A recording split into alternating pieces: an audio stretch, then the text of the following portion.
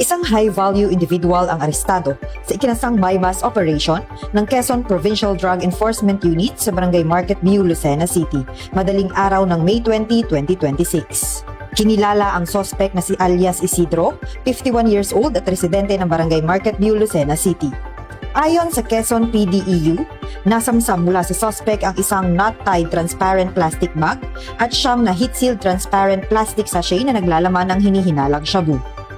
May kabuuang timbang itong humigit kumulang 140 gramo at tinatayang nagkakahalaga ng 952,000 pesos batay sa PIDEA Standard Drug Price at street value na 2,856,000 pesos.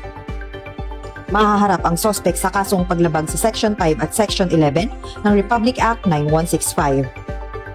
Samantala, iginiit ng Provincial Director ng Quezon PPO na si Police Colonel Romulo A. Albacea na magpapatuloy ang pinaigting na kampanya ng kapulisan laban sa iligal na droga upang mapanatili ang kaayusan at kaligtasan sa lalawigan. Patuloy namang pinaalalahanan ng Quezon PPO ang publiko na makipagtulungan at magbigay impormasyon kaugnay sa mga iligal na gawain sa kanilang komunidad. Mula dito sa lalawigan ng Quezon, ang inyong PNN correspondent, Patrolwoman Jessalyn T. Argoso. Alagad ng batas, tagataguyod ng balitang pulis.